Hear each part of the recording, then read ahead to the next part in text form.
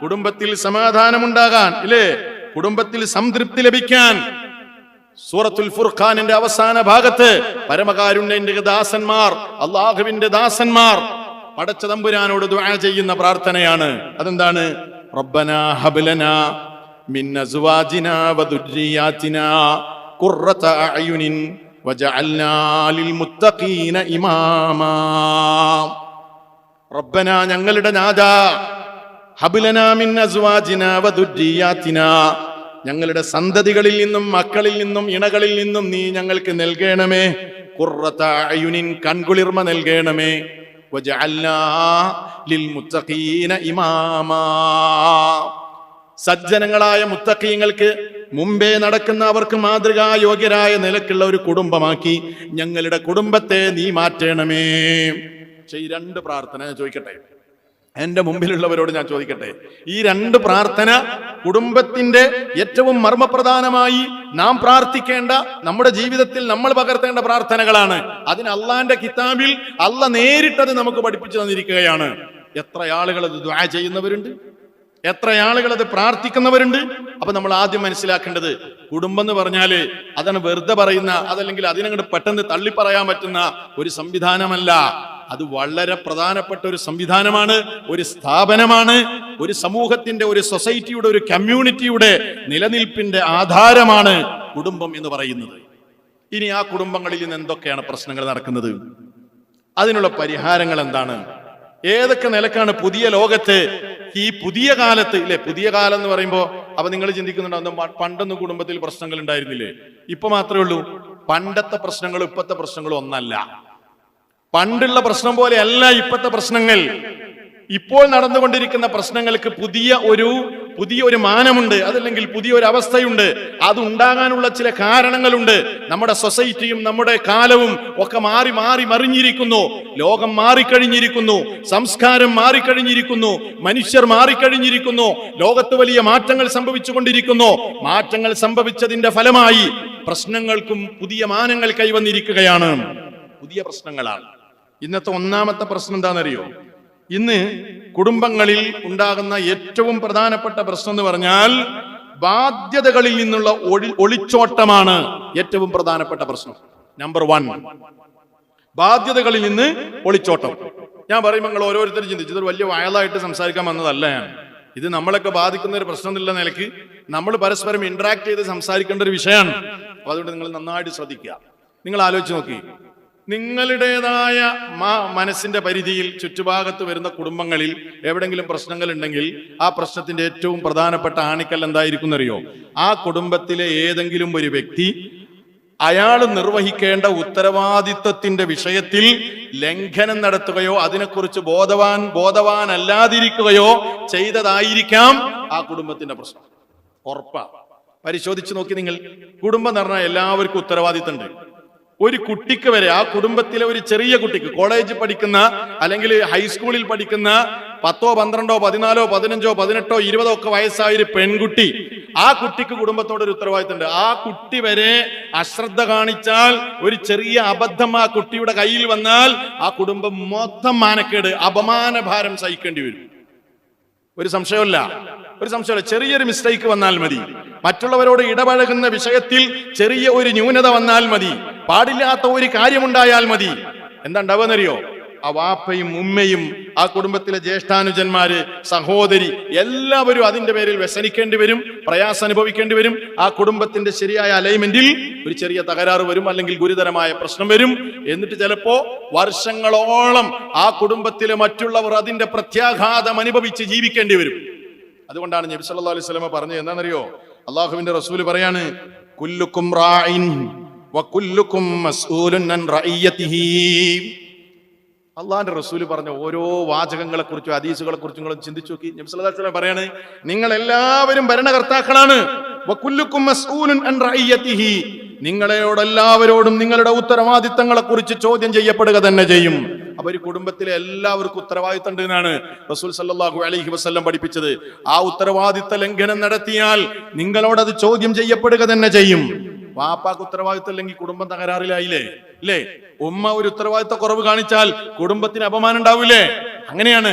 ഉത്തരവാദിത്തത്തിന്റെ വിഷയത്തിൽ ലംഘനം ഉണ്ടായാൽ റസൂലുള്ളാഹി പറയാണ് വറജുലു റാഇൻ ഫീ അഹ്ലി ബൈതിഹി, ഒരു പുരുഷൻ ആ കുടുംബത്തിലെ ഉത്തരവാദിത്തമുള്ളവനാണ്, അവനോട് അത് ചോദ്യം ചെയ്യപ്പെടും. വൽ മർഅതു റാഇയത്തുൻ ഫീ ബൈതി സൗജിഹാ, ഒരു പെണ്ണ് ഭർത്താവിന്റെ വീട്ടിൽ ഉത്തരവാദിത്തമുള്ളവളാണ്, അതുകൊണ്ട് അത് ചോദ്യം ചെയ്യപ്പെടും. മഹാന്മാരായ പണ്ഡിതന്മാർ ഹദീസിനെ വിശദീകരിച്ച് പറയാണ് കുല്ലു ഫർദിൻ മിൻ ഉമ്മത്തിഹി ഇലൽ ഖിയാമി ബിവാജിബിഹി, ഈ ഉമ്മത്തിലെ, കുടുംബത്തിലെ, സമൂഹത്തിലെ ഓരോ മെമ്പർമാർക്കും ഓരോ ഉത്തരവാദിത്തങ്ങളുണ്ട്. അവിടെ എവിടെയെങ്കിലും ലംഘനങ്ങൾ ഉണ്ടായാൽ അത് റബ്ബ് ചോദ്യം ചെയ്യുക തന്നെ ചെയ്യും. ഓർമ്മപ്പെടുത്തിയതാണ്. ഒന്നാമത്തെ പ്രശ്നം അതാണ്. അതുകൊണ്ട് നമുക്കൊക്കെ ബോധം വേണം. ഞാൻ കാരണം എൻ്റെ കുടുംബത്തിന് അപമാനം ഉണ്ടാകരുത്, ഞാൻ കാരണം എൻ്റെ മക്കൾക്ക് പ്രശ്നം ഉണ്ടാവരുത്. അതേപോലെ മക്കൾക്ക് ബോധം വേണം, ഞാൻ കാരണം എൻ്റെ ഉപ്പാന്റെ, എൻ്റെ ഉമ്മയുടെ അഭിമാനത്തിന് ക്ഷതമുണ്ടാകരുത്.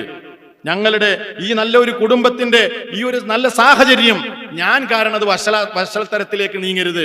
അതുകൊണ്ട് ഞാൻ പുറത്തു പോകുമ്പോ, ഞാൻ ഇടപഴകുമ്പോ, ഞാൻ ആളുകളുമായി ബന്ധപ്പെടുമ്പോ, ഞാൻ ഫോൺ ചെയ്യുമ്പോ, ഞാൻ ചാറ്റ് ചെയ്യുമ്പോ, ഞാൻ ആധുനിക മീഡിയകൾ ഉപയോഗിക്കുമ്പോ എല്ലാം കരുതലോടെ വേണം.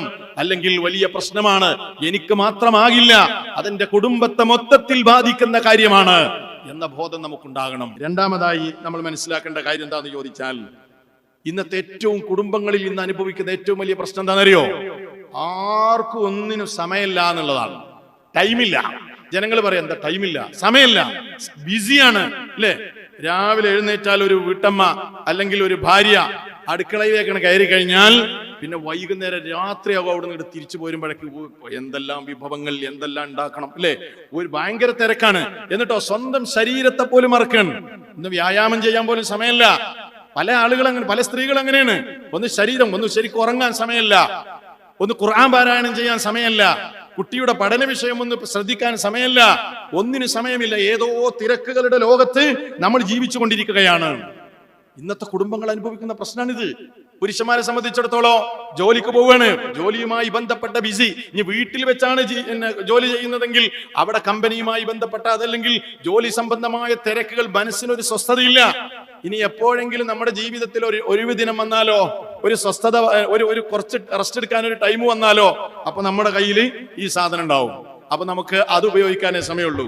അപ്പൊ വീട്ടിലുണ്ട്, ഉമ്മുണ്ട്, ഉപ്പുണ്ട്, കുട്ടികളുണ്ട്, കുട്ടികളുടെ കയ്യിൽ ടാബുകളുണ്ട്, ഉമ്മാന്റെ കയ്യിൽ മൊബൈലുണ്ട്, വാപ്പാന്റെ കയ്യിൽ മൊബൈലുണ്ട്. എല്ലാവർക്കും ഒരു ഒഴിവ് സമയം കിട്ടിക്കഴിഞ്ഞാൽ എല്ലാവരും അവരുടേതായ ലോകത്ത്, അതിൽ പലതും കണ്ടും പലരോടും സംസാരിച്ചും ഒരു ലോകത്ത് ഇങ്ങനെ ജീവിക്കുക. ഇന്നത്തെ കുടുംബങ്ങളുടെ സ്ഥിതി അത്. എല്ലാവരും ഹാളിൽ ഇങ്ങനെ ഇരിക്കുക, എല്ലാവരും ഇരിക്കുന്നുണ്ട് ചെയറിൽ, അപ്പുറത്ത്, ഉമ്മ അവിടെ, മറ്റിടത്ത്, എല്ലാവരും ഏതോ ലോകത്താ. അവിടെ നടക്കുന്ന ആ മനുഷ്യർ, അവിടെ ജീവിക്കുന്ന മനുഷ്യർക്കിടയിൽ ഒരു കമ്മ്യൂണിക്കേഷനും ഇല്ല. കമ്മ്യൂണിക്കേഷന്റെ അഭാവമാണ്. മനസ്സിലാക്കണം നമ്മൾ. നോക്ക്, ഒരൊറ്റ പോയിന്റ് നിങ്ങൾ മനസ്സിലാക്കണം. കമ്മ്യൂണിക്കേഷൻ, അതായത് ആശയവിനിമയം. ആശയവിനിമയം എന്ന് പറയുന്ന സംഗതി എന്താണെന്ന് നിങ്ങൾ, അത് മനുഷ്യനെ ഈ ലോകത്ത് നിലനിർത്തുന്ന സംവിധാനമാണ്. മഹാനായ ആദം നബി അലൈഹി സ്വലാമിനെ സൃഷ്ടിച്ചപ്പോൾ അള്ളാഹ് പറഞ്ഞൊരു കാര്യമുണ്ട്. എന്താ പറഞ്ഞെന്നറിയോ?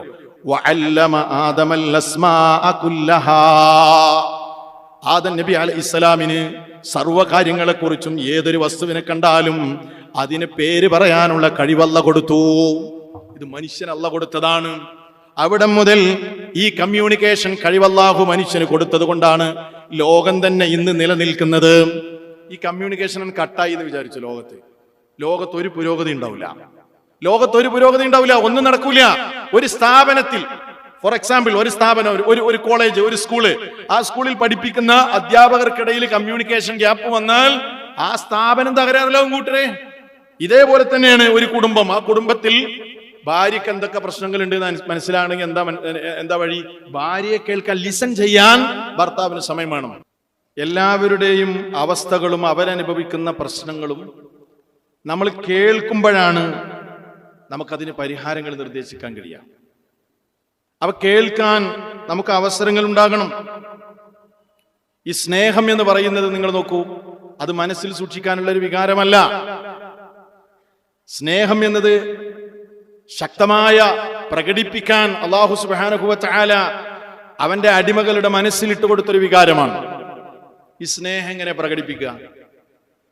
പരസ്പരം സംസാരവും കമ്മ്യൂണിക്കേഷനും ഇല്ലെങ്കിൽ ഇപ്പൊ ഭാര്യയും ഭർത്താവും അവർ തമ്മിലുള്ള സ്നേഹം അതെങ്ങനെ പ്രകടിപ്പിക്കുക? അത് പ്രകടിപ്പിക്കണമെങ്കിൽ പ്രധാനമായ ഒരു സംഗതി എന്ന് പറയുന്നത് എല്ലാം വിട്ട് എല്ലാം ഫ്രീ ആയി മറ്റുള്ള തിരക്കുകളെല്ലാം മാറ്റിവെച്ച് അവരുടെ സംസാരത്തിലൂടെയാണ് സ്നേഹം പ്രകടമാകുന്നത്. അപ്പൊ രണ്ട് കാര്യങ്ങളാണ് ഇന്നത്തെ കുടുംബങ്ങൾ പ്രധാനമായും മനസ്സിലാക്കേണ്ടത്.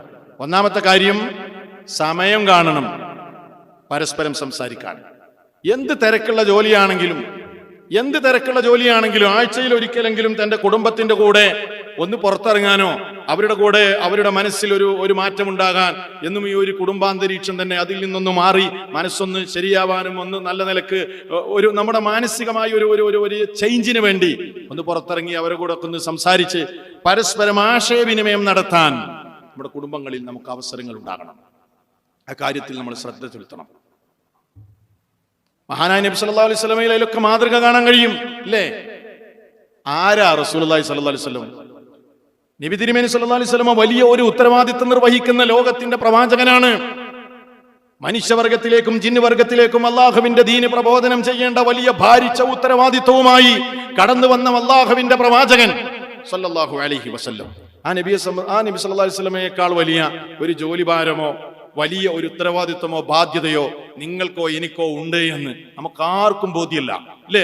നമ്മളെക്കാൾ വലിയ ഉത്തരവാദിത്വവുമായി കടന്നു വന്ന നബി സല്ലല്ലാഹു അലൈഹി വസല്ലം. എന്നിട്ടും നബി സല്ലല്ലാഹു അലൈഹി വസല്ലം സ്വന്തം ഭാര്യയുടെ മാനസികോല്ലാസത്തിന് വേണ്ടി ആ നിലക്കുള്ള കായിക വിനോദങ്ങൾക്ക് അവസരം കൊടുക്കുകയും അത് കാണാൻ അവസരം കൊടുക്കുകയും അങ്ങനെ അതിനുള്ള എല്ലാ അവസരങ്ങളും സൃഷ്ടിക്കുന്നത് നമുക്ക് അവിടെ കാണാൻ കഴിയും. സംസാരം, കമ്മ്യൂണിക്കേഷൻ. ഈ കമ്മ്യൂണിക്കേഷനിൽ, സംസാരത്തിൽ, ഇടപഴക്കങ്ങളിൽ വരുന്ന തകരാറുകൾ അത് കുടുംബത്തിന്റെ അലകും തട്ടും വേറെടുത്തും എന്ന കാര്യത്തിൽ ഒരു സംശയമില്ല. സംഭാഷണങ്ങളിലുള്ള പാളിച്ചകൾ അതൊക്കെ ശ്രദ്ധിക്കണം നമ്മൾ. പല കേസുകളും പലരും പറയാറുണ്ട്, എന്താ പ്രശ്നം, നിങ്ങൾ തമ്മിലുള്ള പ്രശ്നം എന്താ? പ്രശ്നമൊന്നുമില്ല, അയാളെ സംസാരം എനിക്ക് അത്ര പിടിക്കണില്ല. ഭർത്താവിനെ കുറിച്ചുള്ള പരാതിയാണ്, ഭാര്യയെ കുറിച്ച് പരാതി പറയുന്നു. സംഭാഷണങ്ങളിലുള്ള പാളിച്ചകൾ, അല്ലേ? നമുക്ക് നല്ല രൂപത്തിൽ സംസാരിക്കാനുള്ള ശൈലിയാണ് കുടുംബജീവിതത്തിൽ. അത് ഭാര്യ ഭർത്താവെന്ന് മാത്രമല്ല, ഒന്നിച്ച് ജീവിക്കുന്ന കുടുംബത്തിലൊക്കെ നമ്മൾ ആരോടൊക്കെ കുടുംബത്തിൽ ഇടപഴകുന്നു അവിടെയൊക്കെ നല്ല രൂപത്തിലുള്ള സംസാരങ്ങളാണ് ആ കുടുംബത്തെ എപ്പോഴും കണ്ണു ചേർത്ത് നിലനിർത്തുന്നത്. ഭർത്താവ് ഭാര്യയോട് ചോദിക്കുകയാണ്, എന്റെ വാച്ച് എവിടെ? അപ്പൊ ഭാര്യ പറയാണ്, നിങ്ങളെ വാച്ച് ആ മേശയുടെ മുകളിൽ ഉണ്ട് കേട്ടോ. നോക്കൂ നിങ്ങൾ, ഒരു സമാധാനപൂർണമായ മറുപടിയാണത്. ഇനി അതിന് വേറെ നിലക്ക് മറുപടി പറയാം. അതെന്താ? ഭർത്താവ് ചോദിക്കാണ്, എന്റെ വാച്ച് എവിടെ? അപ്പൊ ഭാര്യ പറയണെന്ത്, നിങ്ങളെ വാച്ച് നിങ്ങളെ കൈമുണ്ടാവും, നിങ്ങൾ വെച്ചോർത്തുണ്ടാവും, ഞാനത് നോക്കി നടക്കുന്നത്, അത് നിങ്ങൾക്ക് അറിയില്ലെങ്കിൽ കണ്ടോ? അതൊരു ഖണ്ഡന ശൈലിയാണ്. അതിൽ അതേ നിലക്കുള്ള പ്രതികരണം ഉണ്ടായാൽ എന്തുണ്ടാവുക? അവിടെ പ്രശ്നങ്ങളാവും. അത് ചെറിയ ഒരു വാച്ചിന്റെ പ്രശ്നത്തില, വാച്ച് എവിടെയെന്ന് ചോദിച്ചതായിരിക്കും, അതങ്ങനെ അങ്ങോട്ട് പറഞ്ഞു ഇങ്ങോട്ട് പറഞ്ഞു. പിന്നെ ഭർത്താവിന്റെ കുടുംബത്തുമായി ബന്ധപ്പെട്ട കാര്യങ്ങൾ സംസാരിച്ച് ഭാര്യയുടെ കുടുംബത്തിലേക്ക് പോയി, നീ അങ്ങനെ തന്നെയാണ് എപ്പോഴും ഇങ്ങനെ പറയാറ്. അങ്ങനെ അത് കത്തി കത്തി പടർന്ന് ആളി കത്തും. ഇങ്ങനെയാണ് സംഭാഷണ പാളിച്ചുണ്ടാകാൻ പാടില്ല. ഒരു ചൂടുള്ള ചായ തരുമോ?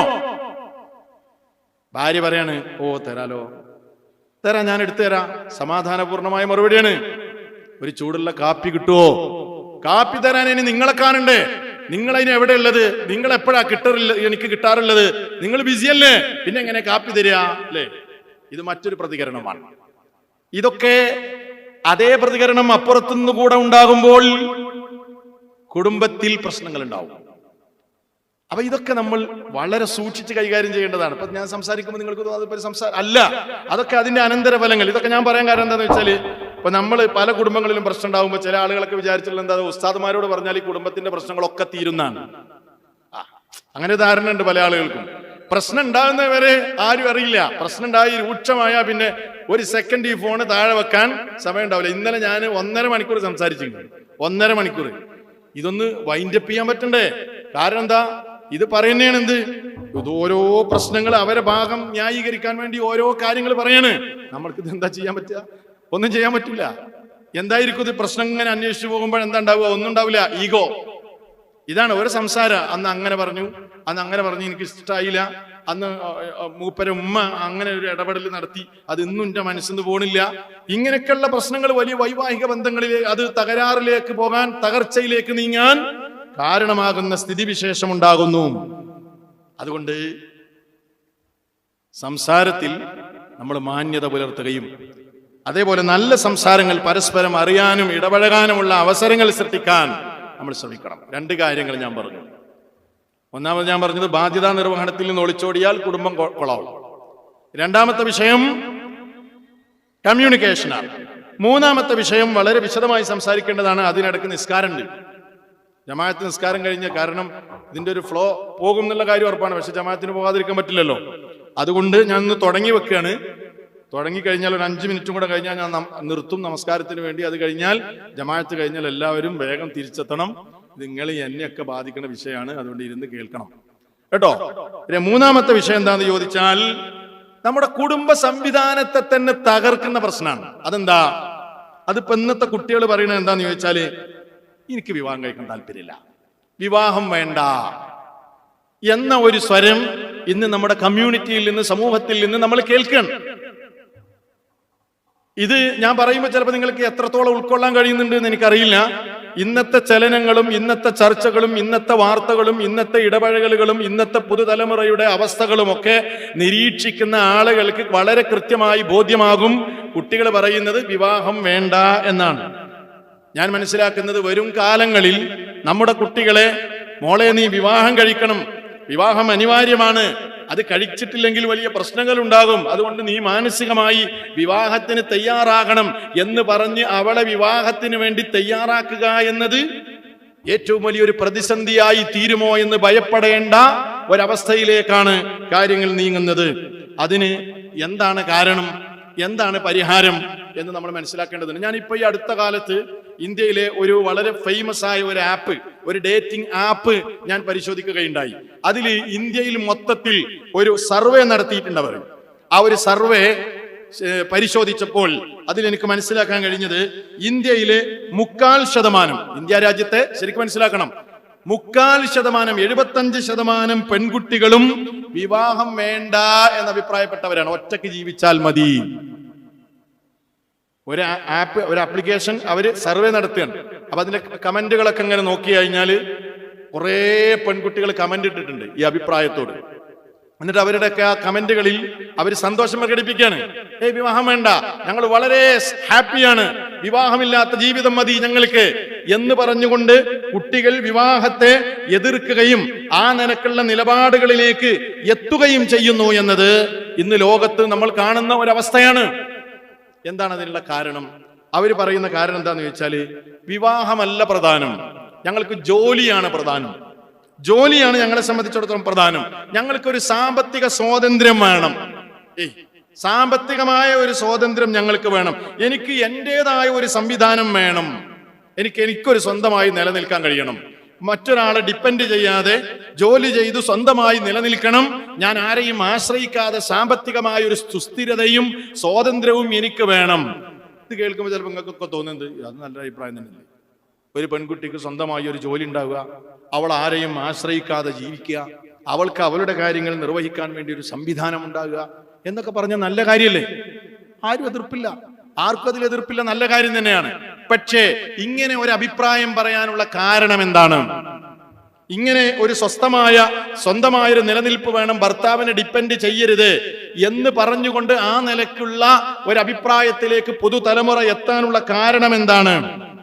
അതെന്താന്ന് ചോദിച്ചാല്, ഇന്നത്തെ സോഷ്യൽ മീഡിയ നമ്മളെ കുട്ടികളെ മാത്രം പറഞ്ഞിട്ട് കാര്യമില്ല, കുടുംബ സംവിധാനത്തെ തന്നെ തകർക്കുന്ന, കുടുംബേ വേണ്ട, കുടുംബത്തിലേക്ക് പ്രവേശിക്കുന്ന വിവാഹം താല്പര്യമില്ല എന്ന നിലക്ക് പുതുതലമുറ അഭിപ്രായം പറയാൻ തുടങ്ങിയ ഒരു കാലഘട്ടത്തിലൂടെ നമ്മൾ കടന്നുപോയിക്കൊണ്ടിരിക്കുകയാണ്. അതിന് പ്രധാനമായും അവർ പറയുന്ന ന്യായങ്ങൾ, സ്വന്തമായി ഒരു ജോലി വേണം, എനിക്ക് എൻ്റെതായ ഒരു സംവിധാനം ഉണ്ടാകണം എന്ന നിലക്കുള്ള അഭിപ്രായങ്ങളൊക്കെ പറയുന്നു. അതൊക്കെ മനുഷ്യന് ആവശ്യം തന്നെയാണ്. പക്ഷേ ഈ നിലക്കുള്ള ഒരു ചിന്തയുണ്ടാകാനുള്ള പ്രധാനമായ കാരണം എന്താണെന്ന് ചോദിച്ചാൽ, അത് നമ്മുടെ പെൺകുട്ടികളെ മാത്രം കുറ്റം പറഞ്ഞത് കൊണ്ട് കാര്യമില്ല. ഇന്ന് പൊതുവെ വീട്ടമ്മമാർക്കും അതല്ലെങ്കിൽ നമ്മുടെ മുതിർന്ന സ്ത്രീകൾക്കും എന്തോ ഒരു നിരാശയുള്ളതുപോലെ നമുക്ക് കാണാൻ കഴിയും. വീട്ടിൽ കുട്ടികളെ വളർത്തുക, ഭർത്താവിൻ്റെ കാര്യങ്ങൾ ശ്രദ്ധിക്കുക, വീട് നല്ല നിലക്ക് മുന്നോട്ട് കൊണ്ടുപോകുക, ഇങ്ങനെ ഇത്തരം കാര്യങ്ങളെല്ലാം ചെയ്ത് നല്ല ഒരു കുടുംബിനിയായി അവിടെ വളരുന്ന മക്കൾക്ക് ഇസ്ലാമികമായ തർബിയത്ത് നൽകി വലിയ ഒരു ഉത്തരവാദിത്വം, മഹത്തായ ഒരു കർമ്മം നിർവഹിച്ചുകൊണ്ട് നമ്മളിങ്ങനെ മുന്നോട്ട് പോയിക്കൊണ്ടിരിക്കുകയാണ്. ഇതിനിടക്കാണ് അമിതമായ ഈ സോഷ്യൽ മീഡിയ, ഇപ്പോൾ ഫേസ്ബുക്ക് പോലെ ഇൻസ്റ്റഗ്രാം, യൂട്യൂബ് പോലെയുള്ള സംവിധാനങ്ങളൊക്കെ ഇന്നതൊന്നും ഉപയോഗിക്കാത്ത ആളുകളില്ലല്ലോ. ധാരാളം വീട്ടമ്മമാർ എല്ലാവരും ഇത് ഉപയോഗിച്ചുകൊണ്ടിരിക്കുകയാണ്. അപ്പൊ ഇതിലൂടെയൊക്കെ നമ്മൾ കാണുന്ന ചില വീഡിയോകൾ, ചില സ്ത്രീകൾ അവർ ചെയ്തുകൊണ്ടിരിക്കുന്ന ബിസിനസ്സുകൾ, അവരുടേതായ ചില ഇടപെടലുകൾ, അങ്ങനെ പല രൂപത്തിലുള്ള പല കാര്യങ്ങളുണ്ട്. ഇതൊക്കെ കാണുമ്പോൾ ചിലർക്ക് തോന്നുകയാണ്, ഞാനും ഇങ്ങനെ വെറുതെ ഇരുന്നാല് അത് ശരിയാവില്ല, എനിക്കും എന്തെങ്കിലും ഒരു സംവിധാനം വേണ്ടേ, ഞാനിപ്പോ എല്ലാ കാര്യത്തിനും നിങ്ങളെ മുമ്പിൽ ഇങ്ങനെ കൈ നീട്ടണ്ടേ, എനിക്ക് എന്തെങ്കിലും ഒരു സംവിധാനം ഉണ്ടായിരുന്നെങ്കിൽ, എന്തെങ്കിലും ഒരു ജോലി ഉണ്ടായിരുന്നെങ്കിൽ, എനിക്കിങ്ങനെ നിങ്ങളോട് എല്ലാ കാര്യങ്ങളും ചോദിക്കേണ്ട, അതിനാവശ്യങ്ങൾക്കൊക്കെ നിങ്ങളോട് ചോദിക്കേണ്ട ഒരു ആവശ്യം ഉണ്ടാവില്ലായിരുന്നല്ലോ എന്ന നിലക്കുള്ള ഒരു ചിന്ത കടന്നു വരികയും, അതുകൊണ്ട് തന്നെ ഒരു ഹൗസ് വൈഫ് എന്നൊക്കെ പറഞ്ഞാൽ അതെന്തോ ഒരു തരം താഴ്ന്ന പരിപാടിയാണ്, അതൊന്നും പറയാൻ തന്നെ കൊള്ളില്ല എന്ന നിലക്കുള്ള ഒരു അപകർഷതാബോധം നമ്മുടെ കുടുംബത്തിൽ, ചില കുടുംബങ്ങളിലൊക്കെ ഉണ്ടായിട്ടുണ്ട് എന്നത് ഒരു യാഥാർത്ഥ്യമാണ്. അങ്ങനെ രാവിലെ ജോലിക്ക് പോകുന്ന ഒരു സഹോദരിയെ കാണുമ്പോൾ വീട്ടിലുള്ള വീട്ടമ്മ അവളെ നോക്കിയിട്ട് ഇങ്ങനെ പറയാണ്, ഓൾക്കൊക്കെ എന്തൊരു സുഖാലേ അല്ലേ, രാവിലെ കണ്ടോ ജോലിക്ക് പോണ്, വൈകുന്നേരം കണ്ടോ തിരിച്ചു വരുന്ന, ഒരു പണി എടുക്കണ്ട, എന്തൊരു സുഖാല്ലേ. ഈ ജോലിക്ക് പോകുന്ന ജോലി ഭാരം താങ്ങി ഒരുപാട് പ്രശ്നങ്ങളിൽ കുഴഞ്ഞു മറിഞ്ഞ് ജോലിക്ക് പോയിക്കൊണ്ടിരിക്കുന്ന സഹോദരി ഇങ്ങനെ നടന്നു പോകുമ്പോ വീട്ടിന്റെ സിറ്റ് ഔട്ടിൽ ഇങ്ങനെ പത്രം വായിച്ചിരിക്കുന്ന വീട്ടമ്മയെ, അതല്ലെങ്കിൽ നമ്മുടെ സഹോദരിമാരി കാണുമ്പോ അവളിങ്ങനെ പറയുന്നുണ്ടാവും മനസ്സിൽ, ഓ ഓൾക്കൊക്കെ എന്ത് സുഖാല്ലേ, അവിടെ വെറുതെ ഇരുന്നാ മതി, കാര്യമായിട്ട് ഒരു പണിയില്ല, ഞാനിഞ്ഞി പോയി ഓഫീസിൽ പോയി എന്തെല്ലാം പണിയെടുത്ത് എന്തൊക്കെ ചെയ്യണം, അത് കഴിഞ്ഞാൽ തിരിച്ചു വന്ന വീട്ടില് കുട്ടികളെ കാര്യങ്ങൾ എന്തൊക്കെ ഞാൻ ശ്രദ്ധിക്കേണ്ടതുണ്ട് എന്ന് അവളും പറയുന്നുണ്ടാവും. അപ്പൊ ഇങ്ങനെ ഓരോരുത്തർക്ക് തോന്നുകയാണ്, പല നിലക്കുള്ള കാര്യങ്ങൾ ഇങ്ങനെ നമ്മൾ കാണുമ്പോൾ ഓരോരുത്തർക്കും ഇങ്ങനെ തോന്നുകയാണ്, എനിക്ക് എന്റെ കാര്യത്തിനൊക്കെ എനിക്കൊരു സംവിധാനം വേണം. സഹോദരിമാരൊന്ന് ആലോചിച്ച് നോക്കുക. പിന്നെ എന്തിനാണ് നമ്മളെ ഭർത്താക്കന്മാര് ഗൾഫിൽ പോയത്? പിന്നെ എന്തിനാണ് നമ്മളെ ഭർത്താക്കന്മാര് പകലന്തിയോളം പണിയെടുക്കുന്നത്? അവര് നമ്മളെ കാര്യം നോക്കാനല്ലേ? ഇപ്പൊ പ്രവാസികളുടെയൊക്കെ കാര്യം നോക്കുകയാണെങ്കിൽ നിങ്ങളൊന്ന് ആലോചിച്ച് നോക്ക്. അതൊക്കെ നേരിട്ട് അറിയുന്ന ഒരാൾ എന്ന നിലയ്ക്ക് എനിക്ക് ധൈര്യപൂർവ്വം പറയാൻ കഴിയും. നിങ്ങൾക്കൊക്കെ അറിയുന്ന കാര്യമാണ്. ഈ കാലഘട്ടത്തിൽ നമ്മുടെ നാട്ടിലൊക്കെ ഒരു ജോലിക്ക് കൃത്യമായ മണിക്കൂറുകളുണ്ട്. പക്ഷെ പ്രവാസ ലോകത്ത് പണിയെടുക്കുന്ന സാധുവായ ഒരു മനുഷ്യനെ അവിടെ മണിക്കൂറുകൾ പോലും കണക്കില്ല. 16 മണിക്കൂറൊക്കെ ജോലി ചെയ്യുന്ന പാവപ്പെട്ട പ്രവാസികളുണ്ട്. എന്തിനാണ് അവൻ 16 മണിക്കൂർ ജോലി ചെയ്തത്? എനിക്ക് എന്റെ കാര്യം നോക്കാൻ എനിക്കൊരു സംവിധാനം വേണം, ഞാൻ നിങ്ങളോട് കൈനീട്ടണേ, അല്ലെങ്കിൽ എനിക്ക് നിങ്ങളെ മുമ്പിൽ കൈനീട്ടണ്ടേ എന്ന് ചോദിക്കുന്ന, എന്ന് ചിന്തിക്കുന്ന ഭാര്യമാരാലോചിക്കണം. എന്തിനു വേണ്ടിയാണ് നമ്മുടെ ഭർത്താക്കന്മാർ ഇങ്ങനെ വിയർപ്പൊഴുക്കിയത്? അവരവിടെ 16 മണിക്കൂർ ജോലി ചെയ്ത് നമുക്ക് നല്ലൊരു വീടുണ്ടാക്കി തന്നു, അവിടെ നമുക്ക് AC വെച്ച് തന്നു, നമ്മൾ ആവശ്യപ്പെടുന്ന സൗകര്യങ്ങളെല്ലാം അവിടെ അവർ ഒരുക്കി തന്നു. എന്നിട്ടോ ആ പാവങ്ങൾ എങ്ങനെയാ ജീവിക്കുന്നത്? 4ഉം 5ഉം ആളുകൾ ഉറങ്ങുന്ന കഴിയുന്ന ഒരു റൂമിൽ അല്ലേ, 5 പേരൊക്കെയാണ് ബെഡ് സ്പേസിൽ കഴിഞ്ഞുകൂടുന്നത്, അല്ലെങ്കിൽ 6 പേര്. ദുബൈയിലൊക്കെ ചെന്നാൽ 4ഉം 5ഉം പേരാണ് ഒരു റൂമിൽ കഴിയുന്നത്. സമാധാനമായി ഒന്ന് ബാത്റൂമിൽ പോകാൻ പോലും കഴിയില്ല. എന്തേ? ക്യൂ നിൽക്കണം ബാത്റൂമിൽ പോകാൻ. ചില റൂമുകളിലൊന്നും AC ഇല്ല. ഇനി AC ഉണ്ടെങ്കിൽ തന്നെ തണുക്കുന്നില്ല. ഇഷ്ടപ്പെടുന്നൊരു ഭക്ഷണം കഴിക്കാൻ അവസരമില്ല. കുബൂസ് കഴിച്ച്, അതേപോലെ ചെറിയ ചെറിയ ഭക്ഷണങ്ങൾ, വിലക്കുറവുള്ള ഭക്ഷണങ്ങൾ കഴിച്ച്, തനിക്ക് കിട്ടുന്ന സമ്പാദ്യവും ശമ്പളവും ഒക്കെ സൂക്ഷിച്ചു വെച്ച് തന്റെ കുടുംബത്തിന് വേണ്ടി അയച്ചു കൊടുത്ത് ഈ നിലക്കുള്ള പ്രയാസജനകമായ ജീവിതം നയിക്കുമ്പോ ഒരു ഭർത്താവും ഒരു വാപ്പയും ഇന്നേ വരെ അവരുടെ പ്രയാസങ്ങൾ പറഞ്ഞ് കരയാറില്ല. ഏതെങ്കിലും ഒരു ഉപ്പ, ഏതെങ്കിലും ഒരു ഭർത്താവ് അവരുടെ പ്രയാസങ്ങളും ബുദ്ധിമുട്ടുകളും ഒക്കെ എണ്ണി പറഞ്ഞുകൊണ്ട് കരയുന്നത് സഹോദരിമാരെ നിങ്ങൾ എവിടെയെങ്കിലും കണ്ടിട്ടുണ്ടോ? കണ്ടിട്ടുണ്ടാവില്ല, കരയാറില്ല. എന്നാൽ മനസ്സിൽ ഒരുപാട് നൊമ്പരങ്ങൾ ഉണ്ടാകും, പ്രയാസങ്ങൾ ഉണ്ടാകും. അവസാനം ആ നൊമ്പരങ്ങളൊന്നും അടക്കി വെക്കാൻ കഴിയാതെ ചിലപ്പോൾ സ്ട്രോക്ക് വരാറുണ്ട്, ഹൃദയം പൊട്ടി മരിക്കാറുണ്ട്, അറ്റാക്ക് സംഭവിക്കാറുണ്ട്. അതൊക്കെ നമ്മൾ കേൾക്കാറുണ്ട്. എങ്കിലും ആ പാവപ്പെട്ടവര് അവരുടെ പ്രയാസങ്ങൾ അടക്കി വെച്ചുകൊണ്ട് കഴിയുകയാണ്. അത്തരക്കാരുടെ, ആ പുരുഷന്മാരുടെ പ്രയാസങ്ങൾ അഡ്രസ് ചെയ്യുന്ന ഒരു സംവിധാനവും ലോകത്ത് നമുക്ക് കാണാൻ കഴിയൂല. എന്നാലോ ഒരു വീട്ടിൽ ഒരു പെണ്ണ്, ഒരു ഭാര്യ സങ്കടപ്പെടുന്നുണ്ടെങ്കിൽ അവളുടേത് കേൾക്കാൻ ഇന്ന് ഒരുപാട് ആളുകളുണ്ട്. അവൾക്ക് അവളുടെ വീട്ടിലേക്ക് പോകാം, വാപ്പയോട് സങ്കടം പറയാം, കുടുംബത്തോട് സങ്കടം പറയാം. അപ്പൊ ഇങ്ങനെയൊക്കെ സംവിധാനങ്ങൾ ഉണ്ടായിട്ടും നിങ്ങൾ ആലോചിച്ച് നോക്കൂ, ചില ആളുകൾക്കൊക്കെ തോന്നുകയാണ്, എന്തിനാണ് ഞാനിങ്ങനെ വെറുതെ ഇരിക്കുന്നത്, എനിക്ക് എന്തെങ്കിലുമൊക്കെ ഒരു പണിയെടുത്തുകൂടെ? നമ്മൾ ആലോചിക്കേണ്ട സംഗതിയാണ്. നമ്മൾ എന്തിനാണ് നിരാശപ്പെടുന്നത്? ഈ ഒരു തരം അസംതൃപ്തി, ഞാൻ ഇങ്ങനെയൊന്നും ആയാൽ പോരാ, ഈ കുടുംബം നോക്കലും കുട്ടികളെ വളർത്തലും ഒക്കെ ഒരു രണ്ടാം കിട ഏർപ്പാടാണ് എന്ന് ഈ നിലക്കുള്ള ചിന്ത ആരാണ് നമ്മുടെ മനസ്സിൽ ഇട്ടു തന്നത്? അത്തരം ചില ആളുകൾ ഉണ്ട് നമ്മുടെ സമൂഹത്തിൽ. അവരിട്ട് തരുന്ന ഈ നിലക്കുള്ള തെറ്റായ ചിന്തകൾ മനസ്സിൽ വെച്ച് പുലർത്തുകയാണ്. അപ്പൊ നമ്മുടെ കുട്ടികളും ചിന്തിക്കുന്നത് അതന്നെയാണ്, നമ്മുടെ മക്കളും ചിന്തിക്കുന്നത് അങ്ങനെ തന്നെയാണ്. ക്യാഷ് വേണം, ഇഷ്ടം പോലെ കൈകാര്യം ചെയ്യാൻ പറ്റണം, അതുകൊണ്ട് ഞാനൊരു സ്വന്തം കാലിൽ നിന്നിട്ട് മതി എനിക്ക് വിവാഹം, എനിക്കൊരാളെയും ആശ്രയിക്കേണ്ടതില്ല എന്ന നിലക്കുള്ള ചിന്ത. അതാണ് തെറ്റായ ചിന്ത എന്ന് പറയുന്നത്. കാരണം എന്താ?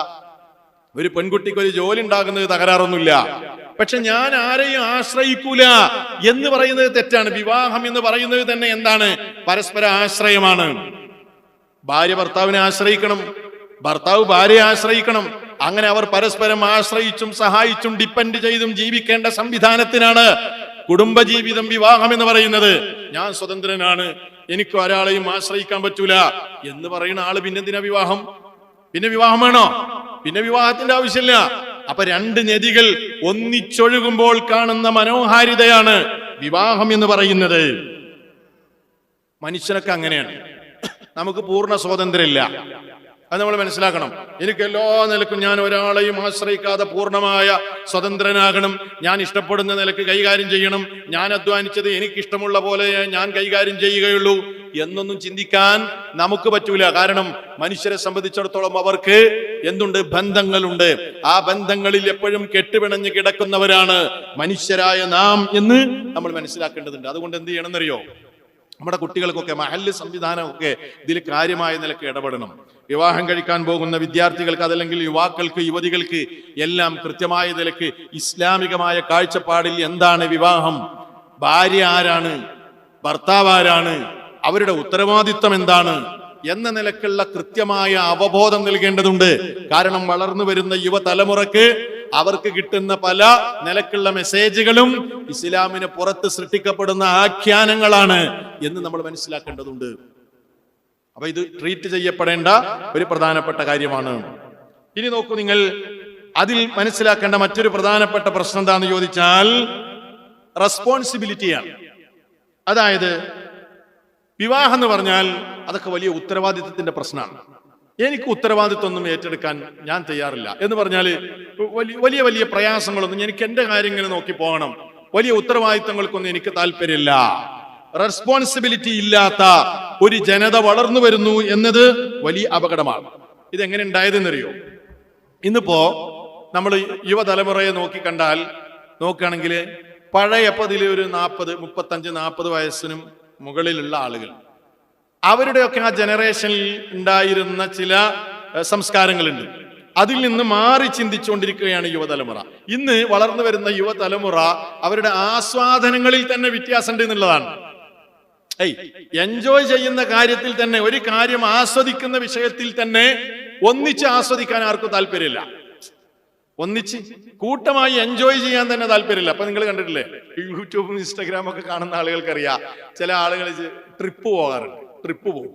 ചില ആളുകൾ ലഡാക്കിലേക്ക് പോകും, കശ്മീരിലേക്ക് പോകും, അതേപോലെ തന്നെ ആഫ്രിക്കൻ രാജ്യങ്ങളിലേക്ക് പോകും, ഒറ്റപ്പെട്ട ഏതൊക്കെയോ സ്ഥലങ്ങളിലേക്ക്. ആരെ കൂടെ പോകുന്നത്? ആരുമില്ല. ഇപ്പൊ ഇന്ത്യക്കകത്ത് പോവുകയാണെങ്കിൽ ചിലപ്പോൾ, അല്ലെങ്കിൽ ഇന്ത്യന്റെ പുറത്തും വരെ ഒരു ബുള്ളറ്റ് ഇങ്ങനെ സംഘടിപ്പിക്കും, എന്നിട്ട് അതിന്റെ ബാക്കിൽ ഒരു ബാഗും കെട്ടിവെക്കും, എന്നിട്ട് ഇവനിങ്ങനെ യാത്ര ചെയ്ത് ഒറ്റക്ക് പോവുക, ഒറ്റക്ക് എൻജോയ് ചെയ്യുക. ആരും വേണ്ട, ഒറ്റക്ക് എൻജോയ് ചെയ്യുക. എന്നിട്ട് ഏതെങ്കിലും ഒരു സ്ഥലത്ത് എന്നിട്ട് ഇങ്ങനെ ക്യാമറ പിടിച്ചിട്ട് പറയാം, ഹായ് ഗെയ്സ്, ഞാൻ ഇവിടെ എത്തിയിട്ടോ, നല്ല രസം ഇവിടെ കാണാൻ, ഒറ്റയ്ക്ക് എൻജോയ് ചെയ്യാം, ഗ്രൂപ്പില്ല. ഇതിന് സോളോ ട്രിപ്പ് എന്നാ പറയാം. നിങ്ങൾ ഗൂഗിൾ ചെയ്ത് നോക്ക്. ഇന്നത്തെ തലമുറയുടെ ഒരു ട്രെൻഡാണത്. എന്താ ഈ സോളോ ട്രിപ്പ് എന്ന് പറഞ്ഞാൽ? Go on trips by themselves without friend or companions. കൂട്ടുകാരോ കമ്പനിയോ ആരുമില്ല, ഒറ്റക്ക് എൻജോയ് ചെയ്യണം എന്ന, ഗ്രൂപ്പിൽ നിന്ന് മാറി നിന്നുകൊണ്ട് ആസ്വദിക്കണം എന്ന ഒരു ചിന്താഗതി ഇന്നത്തെ മനുഷ്യനെ വല്ലാതെ പിടിപെട്ടിരിക്കുന്നു എന്ന കാര്യം നമ്മൾ മനസ്സിലാക്കണം. ഇങ്ങനെ ഈ ചിന്താഗതി വെച്ച് പുലർത്തുന്ന ഒരാൾക്ക് എങ്ങനെയാണ് കുടുംബജീവിതം നയിക്കാൻ കഴിയുക? എങ്ങനെയാണ് ഗ്രൂപ്പായിട്ട് ജീവിക്കാൻ കഴിയുക? എങ്ങനെയാണ് ഒരു കുടുംബ സംവിധാനത്തെ നിയന്ത്രിക്കാൻ കഴിയുക? ഒരിക്കലും കഴിയൂല. ഇത് ട്രീറ്റ് ചെയ്യപ്പെടേണ്ട വിഷയമാണ്. ഇതാ ഞാൻ പറഞ്ഞു, പുതിയ കാല പ്രശ്നം എന്ന് പറഞ്ഞാൽ പണ്ട് കാലത്തൊന്നും കാണാത്ത ചില പുതിയ പ്രശ്നങ്ങളിലൂടെയാണ് നമ്മൾ കടന്നുപോയിക്കൊണ്ടിരിക്കുന്നത്. പിന്നുള്ളൊരു പ്രശ്നം എന്താണെന്നറിയോ? നിയന്ത്രണം പാടില്ല. ഇന്നത്തെ പ്രശ്നമാണ്, ആരും നിയന്ത്രിക്കാൻ പാടില്ല. എന്നെ ആരും നിയന്ത്രിക്കരുത്.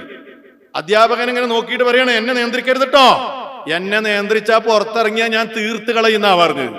അല്ലേ, നമ്മൾ കേട്ടില്ലേ? നമ്മളെ നാട്ടിൽ നിന്ന് കേട്ട ഒരു ശബ്ദമാണത്. ആര് നിയന്ത്രിക്കും? വാപ്പ നിയന്ത്രിക്കുന്നത് ഇഷ്ടല്ല, ഉമ്മ നിയന്ത്രിക്കുന്നത് ഇഷ്ടല്ല. നിയന്ത്രണം എന്ന വാക്ക് കേട്ടാൽ തന്നെ അലർജിയാണ്. എന്തുമാത്രം വലിയൊരു അപകടമാണെന്ന് ആലോചിച്ച് നോക്ക്.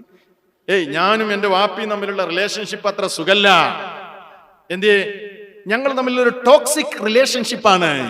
എന്ത് അത്? വാപ്പവൻ ചെയ്യുന്ന പണി ചെയ്യരുത് എന്ന് പറയും, പാടില്ല എന്ന് പറഞ്ഞ് ചൂടാവും, ചിലപ്പോ ഒന്ന് ദേഷ്യപ്പെടും. വാപ്പ ചൂടായാൽ ഞാനും എന്റെ ഉപ്പയും തമ്മിലുള്ള ബന്ധം അത്ര നല്ലതല്ല. എന്നിട്ട് ആ ഒരു റിലേഷൻഷിപ്പിനെ അല്ലെങ്കിൽ വാപ്പയുടെ ആ ഒരു സമീപനത്തെ മോശമായി ചിത്രീകരിക്കുന്ന പുതുതലമുറ. നിയന്ത്രണമില്ലാതെ ആർക്കെങ്കിലും ഇവിടെ ജീവിക്കാൻ കഴിയൂ? തെറ്റായ ധാരണ നമ്മുടെ മനസ്സിൽ വന്നുകൂടിയിരിക്കുകയാണ്. നിയന്ത്രണമില്ലെങ്കിൽ ഒന്ന് ആലോചിച്ച് നോക്കൂ സഹോദരങ്ങളെ, മനുഷ്യന് ഒരു നിയന്ത്രണമില്ലാതെ ജീവിക്കാൻ പറ്റും? എന്തെല്ലാം കാര്യങ്ങൾ ഇവിടെ നിയന്ത്രിക്കപ്പെടുന്നുണ്ട്. ഇപ്പൊ ഇന്ത്യ രാജ്യത്ത് നമ്മൾ ജീവിക്കുമ്പോൾ ഇന്ത്യ രാജ്യത്തിന്റെ എന്തെല്ലാം നിയന്ത്രണങ്ങളുണ്ട്, എന്തെല്ലാം നിയമങ്ങളുണ്ട്. ഇവിടെ ഭരണഘടനയുണ്ട്. നമ്മുടെ ഒരു വാഹനം ഓടിക്കുമ്പോൾ എന്തെല്ലാം നിയന്ത്രണങ്ങൾ അതിലുണ്ട്. നമ്മുടെ ഒരു ഓഫീസിൽ ചെല്ലുമ്പോൾ എന്തെല്ലാം നിയന്ത്രണങ്ങളുണ്ട്. നിയന്ത്രണങ്ങളില്ലാതെ ഈ ലോകത്തൊരു മനുഷ്യന് ജീവിക്കാൻ കഴിയോ? അപ്പൊ നമ്മുടെ മക്കളുടെ മനസ്സുകളിലെല്ലാം തെറ്റായ ധാരണകൾ ആരൊക്കെയോ കുത്തിവെച്ചിരിക്കുകയാണ്. എന്നിട്ട് ആരും നിയന്ത്രിക്കാൻ പാടില്ല. വാപ്പ ഒരു കാര്യം പറയാൻ പാടില്ല, ഉമ്മ ഒരു കാര്യം പറയാൻ പാടില്ല. അഡ്വൈസ്, ഉപദേശം എന്ന കാര്യത്തോട് തീരെ താല്പര്യമില്ല. എന്നെ ഉപദേശിക്കണ്ട, ഉപദേശത്തോട് താല്പര്യമില്ല. ഇങ്ങനെയൊക്കെയാണ് കാര്യങ്ങൾ പോയിക്കൊണ്ടിരിക്കുന്നത്.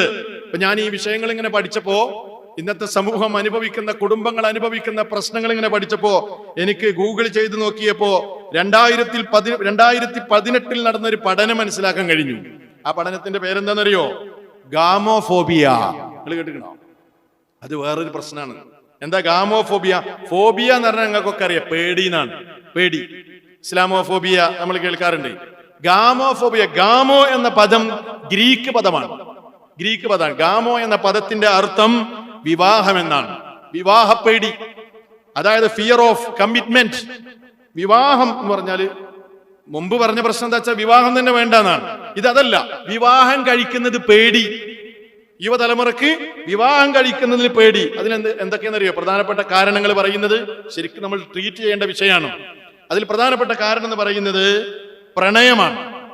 ഇന്ന് നോക്കൂ നിങ്ങൾ, ഇന്ന് മിക്കവാറും ഒരു 88% കുട്ടികളും പ്രണയത്തിന്റെ കുളത്തിൽ ബന്ധിക്കപ്പെട്ടിരിക്കുന്നു എന്നത് ഒരു യാഥാർത്ഥ്യമാണ്, സർവ്വസാധാരണമാണ്. ഹൈസ്കൂൾ തലങ്ങളിൽ നിന്ന് തന്നെ കുട്ടികൾ പ്രണയിക്കുകയാണ്. പ്രണയം എന്ന് പറഞ്ഞാൽ അതൊരു പ്രശ്നമേ അല്ല ഇന്നത്തെ കാലത്ത്. എന്നിട്ട് എന്താ സംഭവിക്കുന്നതെന്നറിയോ? ഇത് ഒരു വേള രക്ഷിതാക്കളും കുട്ടികളും ആരും ഇതിനെ കുറിച്ച് ചിന്തിക്കുന്നില്ല. വളരെ അപകടകരമായ ഒരു അവസ്ഥയിലേക്കാണ് കാര്യങ്ങൾ പോയിക്കൊണ്ടിരിക്കുന്നത്. പല പ്രണയങ്ങളും വിവാഹത്തിലാണ് കലാശിക്കുന്നത്, വിവാഹത്തിലെത്തുകയാണ്. എന്താണ് ഇവിടെ സംഭവിക്കുന്നതെന്നറിയോ? അങ്ങനെ ഈ പ്രണയ വിവാഹം നടക്കുമ്പോ ഈ വിവാഹം അധിക നാള് നീണ്ടു നിൽക്കുകയില്ല. നിങ്ങൾ പരിശോധിച്ചു നോക്കൂ, പ്രണയ വിവാഹങ്ങളിൽ 99% അധിക കാലം നീണ്ടു നിൽക്കില്ല. 3, 4, 5 വർഷങ്ങൾ, ഏറി വന്ന 1 കൊല്ലം, 2 കൊല്ലം, 6 മാസം ഒക്കെ കഴിഞ്ഞാൽ ഇടയ്ക്ക് വെച്ച് അത് പൊട്ടിപ്പോകുകയാണ്. അപ്പൊ പൊട്ടിപ്പോകുമ്പോ അതിൽ നിന്ന് കുട്ടികൾക്ക് കിട്ടുന്ന ഒരു ദുരനുഭവം ഉണ്ട്. സ്കൂളിലും കോളേജിലും ഒക്കെ ഇങ്ങനെ മിനിങ്ങി നടന്നപ്പോ പ്രേമിച്ചപ്പോ ഇത് വലിയൊരു സ്വർഗലോകമായിരിക്കും എന്നാണ് ചിന്തിച്ചത്. അങ്ങനെ വിവാഹം കഴിച്ചാൽ തയ്യാറ്, എന്നെ തിരക്കടില്ല എന്ന ഒരു അവസ്ഥയിലേക്ക് എത്തി. അങ്ങനെ 2 കുടുംബങ്ങളും ഏതായാലും ഇപ്പൊ അങ്ങനെ അവര് കണക്ഷൻ ആയതല്ലേ, ഇനി രക്ഷല്ല, നിർബന്ധത്തിന് വഴങ്ങി രക്ഷിതാക്കളെ ഒരുങ്ങി വിവാഹം ചെയ്തു. എന്താ ഉണ്ടാകുന്നതെന്നറിയോ? ആ വിവാഹം പൊട്ടിപ്പോകുമ്പോ ആ വിവാഹത്തിൽ നിന്ന് ഞാൻ കണ്ടതുപോലെയല്ല എന്റെ പ്രണയിനി എന്ന് മനസ്സിലാകുമ്പോ, ദുരനുഭവങ്ങൾ ഉണ്ടാകുമ്പോ ആ കുട്ടി എന്ത് ചെയ്യാണ്? തന്റെ കമ്പനികളോടൊക്കെ അല്ലെങ്കിൽ തന്റെ കൂട്ടുകാരികളോടൊക്കെ പറയാണ്, എനിക്ക് ഇന്ന അനുഭവങ്ങൾ ഉണ്ടായി, എന്നെ പ്രയാസങ്ങൾ ഉണ്ടായി. അവരൊക്കെ വിവാഹത്തെക്കുറിച്ച് പിന്നെ പേടിയാണ്, വിവാഹത്തെക്കുറിച്ച് ഭയമാണ്. കാരണം എന്താ? ഈ പ്രണയം എന്ന് പറയുന്നത് ശരിക്ക് ഒരു ചോയ്സ്, ഒരു തെരഞ്ഞെടുക്കലല്ല. ഞാനൊരു ഉദാഹരണം പറയാം, നിങ്ങൾക്ക് പെട്ടെന്ന് മനസ്സിലാവും. അതായത് സ്കൂളിൽ പഠിക്കുന്ന കാലത്ത് പ്രേമിച്ച ഒരു കുട്ടിയെ വിവാഹം കഴിക്കാൻ വേണ്ടി ഒരു യുവാവ് ആ കുട്ടിയുടെ വീട്ടിൽ ചെന്നിട്ട് ഉമ്മാനോട് പറഞ്ഞു, ഞങ്ങൾ തമ്മിൽ പ്രണയത്തിലാണ്, എനിക്ക് ഇവിടെ വിവാഹം കഴിച്ചു തരണം, ഞാൻ തയ്യാറാണ്. കോളേജിൽ പഠിക്കുന്ന കാലത്താണ് ചോദിക്കുന്നത്. അപ്പോ ഉമ്മ ചോദിച്ചു, നിനക്ക് എന്റെ മകളെ വിവാഹം കഴിച്ചു തരാൻ എന്ത് ജോലിയാണ് നിന്റെ കയ്യിലുള്ളത്? അപ്പൊ അയാൾ പറഞ്ഞു, എനിക്ക് ജോലിയൊന്നുമില്ല, പക്ഷെ ഞാൻ ജോലി നോക്കിക്കോളാം, ഉടൻ എനിക്ക് ജോലിയാകും. അപ്പൊ ആ ഉമ്മ പറഞ്ഞു, എന്തെന്നറിയോ, നീ നല്ലൊരു ജോലി കണ്ടെത്തിയിട്ട് വാ, അപ്പൊ നമുക്ക് ആലോചിക്കാം. അങ്ങനെ അയാൾ പോയി വാപ്പാന്റെ അടുത്ത് പറഞ്ഞു, വാപ്പാ, എനിക്ക് ഇനി തുടർന്ന് പഠിക്കാനൊന്നും താല്പര്യമില്ല, എനിക്ക് നല്ലൊരു ബിസിനസ് ചെയ്യണം, അതുകൊണ്ട് നിങ്ങൾ എന്തെങ്കിലും ഒരു മൂലധനം എനിക്ക് കച്ചവടം ചെയ്യാൻ വേണ്ടി തരണം. വാപ്പ സമ്പന്നനായ വാപ്പ കുറച്ച് ക്യാഷ് അയാൾക്ക് കൊടുത്തു. എവിടെങ്കിലും പോയിട്ട് ബിസിനസ് കച്ചവടം അയാൾ പോയി കച്ചവടം ചെയ്തു, ഗൾഫിൽ പോയി ഇൻവെസ്റ്റ് ചെയ്തു, വലിയ സമ്പന്നനായി മാറിയ അയാൾ. അങ്ങനെ കുറെ കച്ചവട സ്ഥാപനങ്ങളുടെ ഉടമയായി. പിന്നീട് അയാൾ വർഷങ്ങൾക്ക് ശേഷം അതേ വീട്ടിൽ കടന്നു ചെന്ന് ഉമ്മയോട് പറയാണ്, ഉമ്മ, എനിക്ക് നിങ്ങളെ മകളെ വിവാഹം ചെയ്തു തരണം. അന്ന് നിങ്ങൾ ചോദിച്ചില്ലേ ഞാൻ എങ്ങനെ അവളെ പോറ്റുമെന്ന്? എനിക്കിപ്പോ പോറ്റാനുള്ള സംവിധാനങ്ങളും സൗകര്യങ്ങളും ഉണ്ട്, ഇന്ന സ്ഥാപനങ്ങൾ എന്റെ പേരിലുണ്ട്. ശരി, നമുക്ക് വിവാഹത്തിലേക്ക് നീങ്ങാം, ഞാൻ ആലോചിക്കട്ടെ. വാപ്പ ഗൾഫിലാണ്. വാപ്പയോട് അന്വേഷിച്ച് കുടുംബങ്ങളും ഒക്കെ കൂടിയാലോചന ചെയ്ത് വിവാഹം ചെയ്തു കൊടുത്തു. പക്ഷേ അധിക നാൾ ആ വിവാഹബന്ധം നീണ്ടു നിന്നില്ല. എന്തേ കാരണം? അതൊരു കൃത്യമായ തെരഞ്ഞെടുക്കലായിരുന്നില്ല. അത് നമ്മൾ മനസ്സിലാക്കണം. വിവാഹം എന്ന് പറഞ്ഞാൽ അങ്ങാടി കാണുമ്പോഴോ അതല്ലെങ്കിൽ സ്കൂളിൽ കുറച്ചു കാലം ഒരു കൊല്ലം കൂടെ പഠിച്ചാലോ കോളേജിൽ ഏതെങ്കിലും അപ്പുറത്തെ ക്ലാസ്സിൽ പഠിക്കുന്ന ഒരു വിദ്യാർത്ഥിയെ പരിചയപ്പെട്ട് പ്രണയിച്ച് വിവാഹത്തിലെത്തുകയോ അങ്ങനെയൊന്നുമല്ല വേണ്ടത്. അതൊന്നും ലൈഫിൽ നിലനിൽപ്പുണ്ടാവില്ല. മനസ്സിലാക്കണം. എന്താണെന്നറിയോ? അത് കൃത്യമായ തെരഞ്ഞെടുപ്പല്ല. വിവാഹം എന്ന് പറയുമ്പോൾ ആ വിവാഹത്തിൽ രണ്ടുപേരും യോജിക്കണം, അല്ലെ? കുഫുവക്കണം, സംസ്കാരം യോജിക്കണം, കുടുംബ പശ്ചാത്തലം നോക്കണം, നാട് നോക്കണം, സംസ്കാരം നോക്കണം, ദീന് നോക്കണം, സ്വഭാവം നോക്കണം, അന്വേഷിക്കണം. എന്നിട്ട് കൃത്യമായി ബോധ്യമുള്ള നല്ല ചെറുപ്പക്കാരനാണെങ്കിൽ, നല്ല പെൺകുട്ടിയാണെങ്കിലാണ് അവർ തമ്മിൽ വിവാഹത്തിൽ ഏർപ്പെടേണ്ടത് എന്നാണ് റസൂൽ സല്ലല്ലാഹു അലൈഹി വസല്ലം പറഞ്ഞത്. പക്ഷെ ആരാ അത് നോക്കാറുള്ളത്? അള്ളാഹുവിന്റെ റസൂല് ഒരാളുടെ കുറ്റം പറയുന്നത്, ഇത്രമാത്രം ഗീബത്ത് പറയുന്നത് എത്രമാത്രം ഗൗരവത്തോടുകൂടെയാണ് റസൂലുള്ളാഹി സ്വല്ലല്ലാഹു അലൈഹി വസല്ലം പഠിപ്പിച്ചത്. അന്ത്യനാളിൽ കൊളുത്തുകൾ കൊണ്ട് അയാളുടെ വായ വലിച്ചു കീറുമെന്ന് റസൂലുള്ളാഹി സ്വല്ലല്ലാഹു അലൈഹി വസല്ലം നമുക്ക് പഠിപ്പിച്ചു തന്നിട്ടുണ്ട്. ഗീബത്ത് പറഞ്ഞാൽ നമ്മുടെ കർമ്മങ്ങളെല്ലാം നിഷ്ഫലമായി പോകുമെന്ന് അവിടുന്ന് മുന്നറിയിപ്പ് നൽകിയിട്ടുണ്ട്. ആ റസൂൽ കരീം സ്വല്ലല്ലാഹു അലൈഹി വസല്ലമാണ് വിവാഹാലോചനയുടെ വിഷയത്തിൽ ഒരു പെൺകുട്ടിയുടെ ന്യൂനത പറയാൻ, ഒരു യുവാവിന്റെ ന്യൂനത പറയാൻ, അത് അന്വേഷിക്കാൻ, അതുണ്ടെങ്കിൽ തുറന്നു പറയാൻ സമൂഹത്തിന് അവസരം നൽകുന്നത്. എന്തുകൊണ്ടാണത്? ആ ബന്ധം ഊഷ്മളമായി നിലനിൽക്കണം. എന്തെങ്കിലും ഒരു ന്യൂനത ഉണ്ടെങ്കിൽ അത് പറഞ്ഞു കൊടുക്കണം.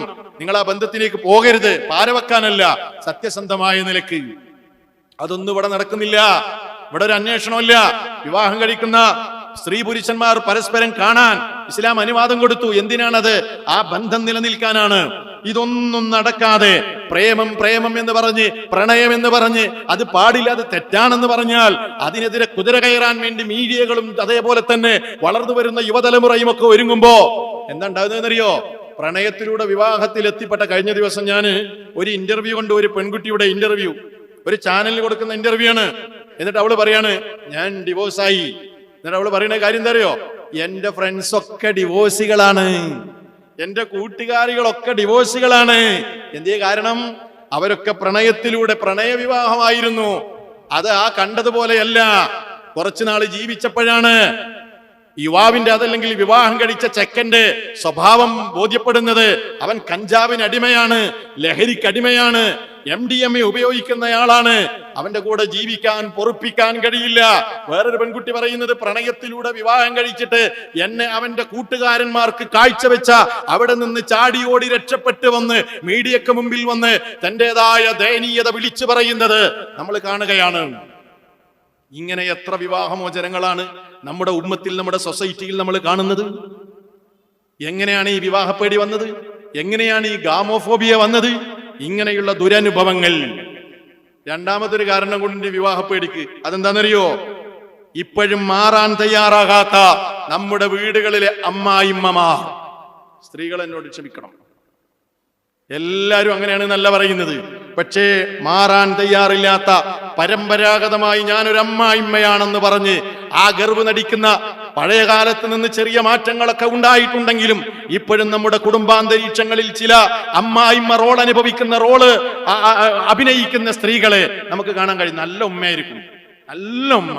പക്ഷേ മകൻ വിവാഹം കഴിച്ചൊരു മരുമകൾ വീട്ടിലേക്ക് വന്നാൽ ഉമ്മ മെല്ലെ മെല്ലെ ചേഞ്ച് ചെയ്യാൻ തുടങ്ങും. എന്നിട്ട് ഒരു അമ്മായിമ്മയുടെ റോളിലേക്ക് ഉമ്മ മാറാൻ തുടങ്ങും. വല്ലാത്തൊരവസ്ഥയാണത്. എന്നിട്ടോ ഒന്നിനും സമ്മതിക്കൂല. അവിടെ വരുന്ന ഈ പെൺകുട്ടികളെ, പുതിയ കാല ജനറേഷൻ, ന്യൂ ജനറേഷനെ സംബന്ധിച്ചിടത്തോളം ഒരുപാട് ചിന്താഗതികളും പല നിലക്കുള്ള ഇഞ്ചക്ഷനുകളൊക്കെ കിട്ടിയ കുട്ടികളാണ്. കലാലയങ്ങളിൽ നിന്നും മീഡിയകളിൽ നിന്നൊക്കെ പലതും കിട്ടിയിട്ടാണ് വരുന്നത്, അല്ലേ? അങ്ങനെയുള്ള കുട്ടി നമ്മുടെ കുടുംബത്തിലേക്ക് കയറി വരുമ്പോഴോ ആ കുട്ടിക്ക് ഒരു സ്വാതന്ത്ര്യമില്ല, ഒന്നും ചെയ്യാൻ പറ്റൂല. മകള് പഠിക്കാൻ പോണതിന് കുഴപ്പമില്ല, പക്ഷെ മരുമകൾ പഠിക്കാൻ പോണെന്ന് പറഞ്ഞാലോ അപ്പ ചൊറിച്ചിൽ തുടങ്ങും അമ്മായിമ്മ. മകള് പഠിക്കാൻ പോയിക്കോട്ടെ, അതിന് യാതൊരു പ്രശ്നമല്ല, പക്ഷെ മരുമകൾ പഠിക്കാൻ പോകാൻ പാടില്ല. കല്യാണം കഴിക്കുന്ന സമയത്ത് പറഞ്ഞാൽ ഒരു കുഴപ്പമില്ല, ഓൾക്ക് എന്ത് വേണമെങ്കിലും ചെയ്യാം, പഠിക്കാൻ പോകണമെങ്കിൽ പഠിക്കാ, ഞങ്ങൾ പഠിപ്പിച്ചോളാ. പക്ഷേ വീട്ടിലെത്തിക്കഴിഞ്ഞാൽ പിന്നെ പ്രശ്നങ്ങളായി. ഇവിടെ അതിന് ആൾക്കാർ എല്ലാവരും പോയാൽ ഇവിടെ ആരാ ഉള്ളത്, ഇവിടുത്തെ കാര്യങ്ങൾ ഇനി എന്താ ചെയ്യാ, തുടങ്ങും പ്രശ്നങ്ങള്, അല്ലേ? എത്ര കുട്ടികളെ പറയലറിയോ? ഉസ്താദേ, ഞാൻ എന്റെ പഠനം പാതി വഴിക്ക് അവസാനിപ്പിക്കേണ്ടി വന്നത് എന്റെ അമ്മായിമ്മയുടെ ഒരൊറ്റ കാരണം കൊണ്ടാണ്. ആരാണ് ഈ പാപഭാരം സഹിക്കുക? ഈ ഉമ്മത്തിലുണ്ടാകുന്ന ഈ ഡാമേജ്, ഇത്തരം കാരണങ്ങൾ കൊണ്ടുണ്ടാകുന്ന ഈ പ്രശ്നങ്ങൾക്ക് പരിഹാരം നമ്മൾ കാണേണ്ടതില്ലേ? എന്റെ സദസ്സിലിരിക്കുന്ന സഹോദരിമാരെ ആക്ഷേപിക്കാനല്ല, നിങ്ങൾ ആരും അങ്ങനെയാണെന്നുമല്ല ഞാൻ പറയുന്നത്. പക്ഷെ നമ്മുടെ സമൂഹത്തിൽ ചിലരെങ്കിലും അങ്ങനെയുണ്ട്, നമ്മൾ പരിഹരിക്കപ്പെടേണ്ട വിഷയമാണ്. പോസിറ്റീവുകളൊന്നും കാണൂല, അല്ലേ? പോസിറ്റീവുകൾ, അതായത് നല്ല കാര്യങ്ങളൊന്നും കാണുകയോ പ്രശംസിക്കുകയല്ല. എവിടെയെങ്കിലും അബദ്ധത്തിൽ ഒരു ചെറിയ തെറ്റ് സംഭവിച്ചാൽ അതിനെ പർവ്വതീകരിക്കുകയും അതിങ്ങനെ പൊക്കി പിടിക്കുകയും എന്നിട്ട് അതിന്റെ പേരിൽ പ്രശ്നം ഉണ്ടാക്കുകയും ചെയ്യും. ഞാൻ പറഞ്ഞില്ലേ, ഇന്നലെ ഒരു കുട്ടി എന്നെ വിളിച്ചു, എന്നിട്ട് പറഞ്ഞു, എന്താ പ്രശ്നം? ഞാൻ ആ വീട്ടിലേക്ക് ചെന്ന നാള് മുതൽ ഞാൻ അനുഭവിക്കുകയാണ് ഉസ്താദേ. ബന്ധ്യ മോളെ, ആ കുട്ടി ആദ്യമായിട്ട് എന്നോട് പറഞ്ഞ കാര്യം എന്താണെന്നറിയോ?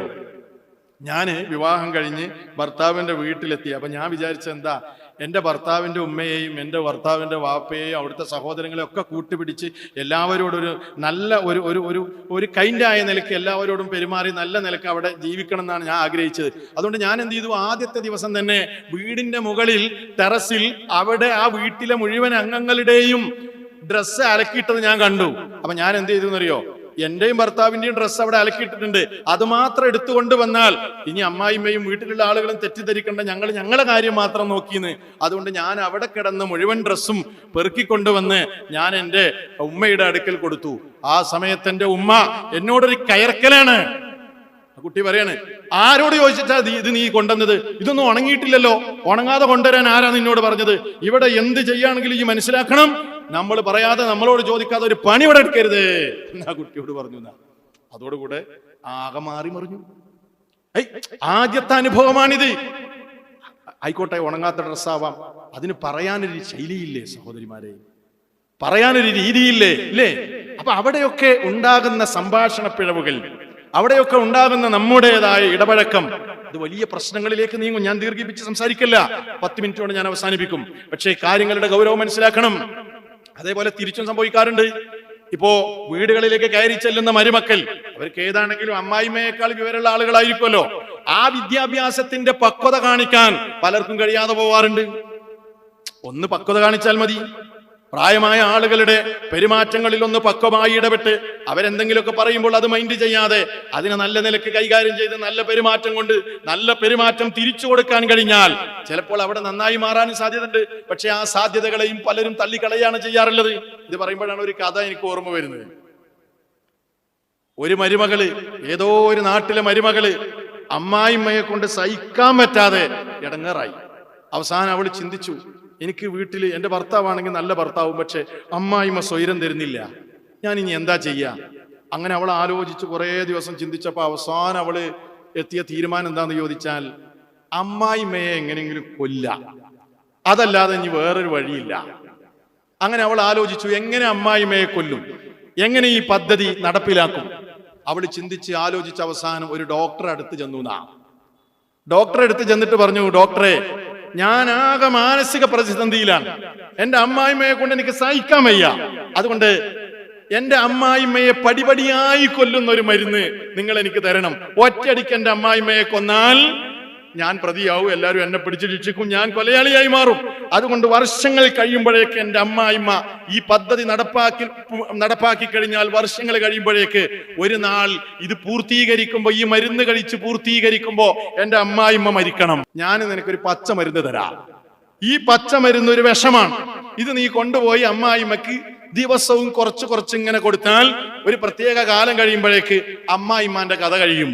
ശരി, അങ്ങനെ ഡോക്ടർ മരുന്ന് കൊടുത്തു പോകുമ്പോ മരുമകളോട് പറഞ്ഞു, പക്ഷെ ഒരു കാര്യം നീ പ്രത്യേകം ശ്രദ്ധിക്കണം കേട്ടോ. അതെന്താണ്? ഇന്ന് മുതൽ നീ നിന്റെ പദ്ധതി നടപ്പിലാക്കുകയാണ്.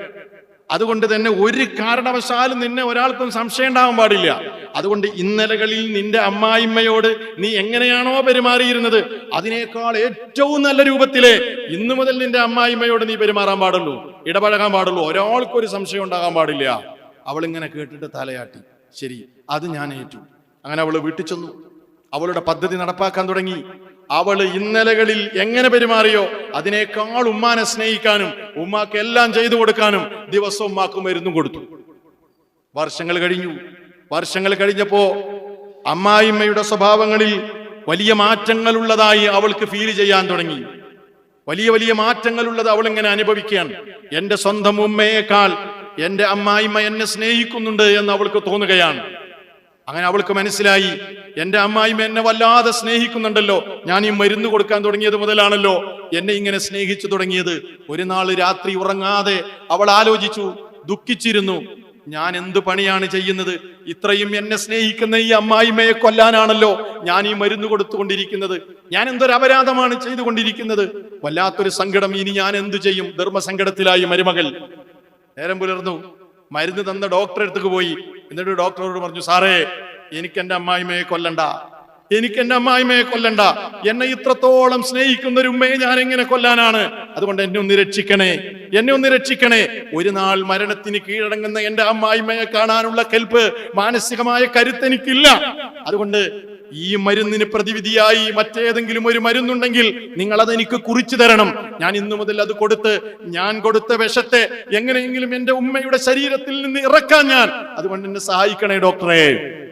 ഡോക്ടർ ഇങ്ങനെ ആലോചിച്ചിട്ട് പറഞ്ഞു, ശരി, ഞാൻ നിനക്ക് തന്ന മരുന്ന് വിഷമുള്ള മരുന്നൊന്നായിരുന്നില്ല. പക്ഷെ ഞാൻ കണ്ട വിഷം നിങ്ങളുടെ രണ്ടുപേരുടെയും മനസ്സായിരുന്നു. നിങ്ങളുടെ രണ്ടുപേരുടെയും മനസ്സിലായിരുന്നു വിഷമുണ്ടായിരുന്നത്. അതിപ്പോ ഇറങ്ങാൻ തുടങ്ങി. ആ വിഷപ്പ് ഇറങ്ങാൻ തുടങ്ങി. അതുകൊണ്ട് അവിടെ മാറ്റം സംഭവിച്ചിരിക്കുന്നു. ഉണ്ടോ? ആലോചിച്ച് നോക്കി, എന്താണ് ഈ കഥ? ഈ കഥ നമുക്ക് നൽകുന്ന പാഠം എന്താണ് സഹോദരങ്ങളെ?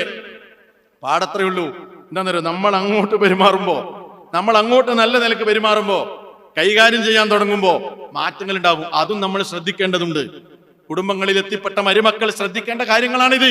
അതുകൊണ്ടാണ് ഞാൻ ഈ കഥ നിങ്ങളോട് സൂചിപ്പിച്ചത്. അപ്പൊ ഇതൊക്കെ ഇപ്പൊ എല്ലാ കാര്യങ്ങളിലും നെഗറ്റീവ് അടിക്കുന്ന അമ്മായിമ്മമാരുണ്ടാവും. അപ്പൊ നമ്മൾ പോസിറ്റീവ് പ്രതീക്ഷിക്കാതിരുന്ന പോരെ? പ്രശ്നം തീർന്നില്ലേ?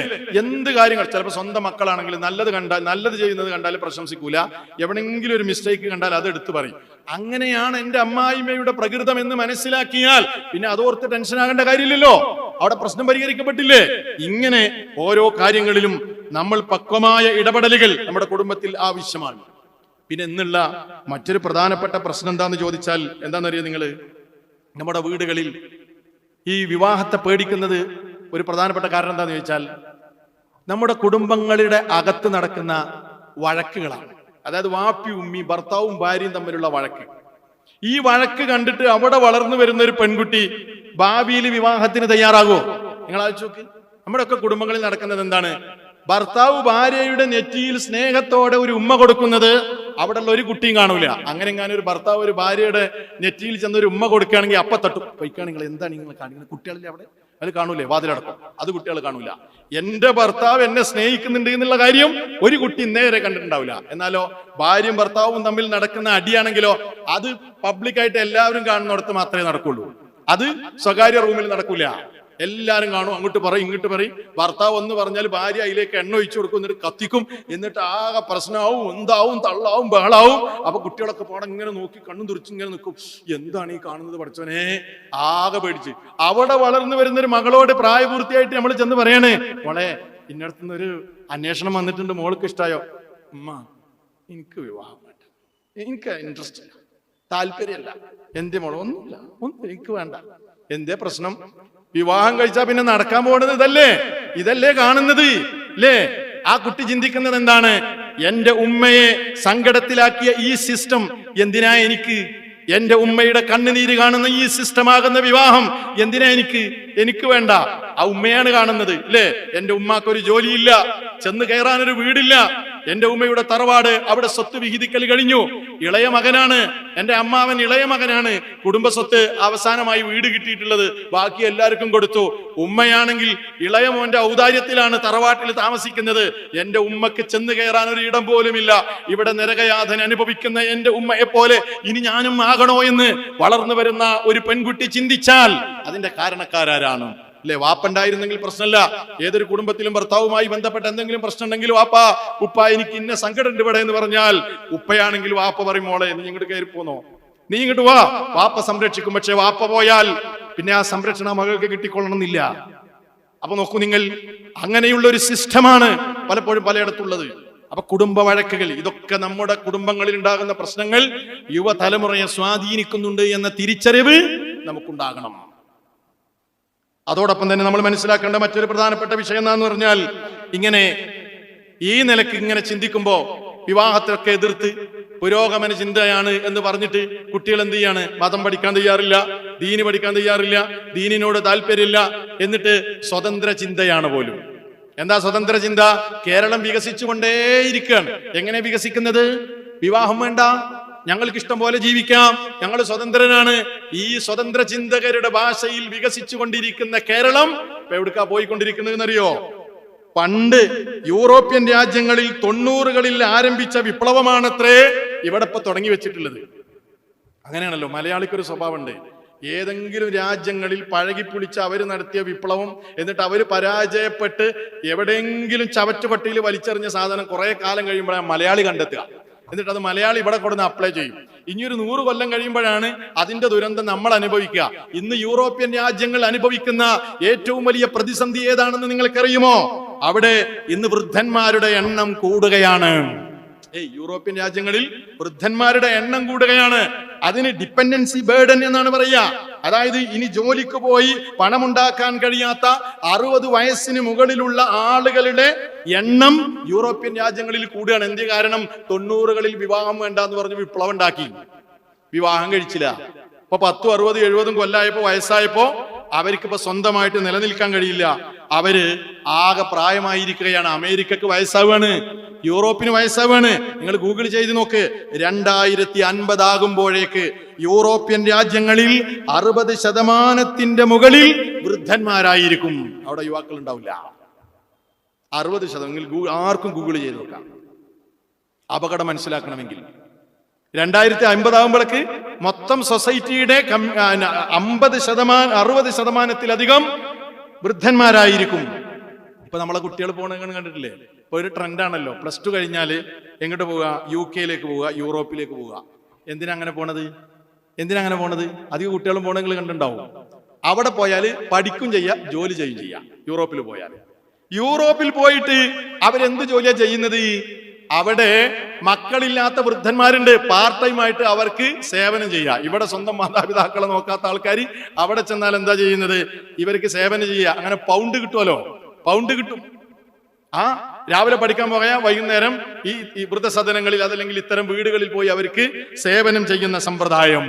അതുകൊണ്ട് തന്നെ ഇന്ന് യൂറോപ്യൻ രാജ്യങ്ങളിൽ അനുഭവിക്കുന്ന, അവിടെയുള്ള മനുഷ്യർ അനുഭവിക്കുന്ന ഏറ്റവും വലിയ പ്രതിസന്ധി ഏതാണെന്ന് നിങ്ങൾക്കറിയുമോ?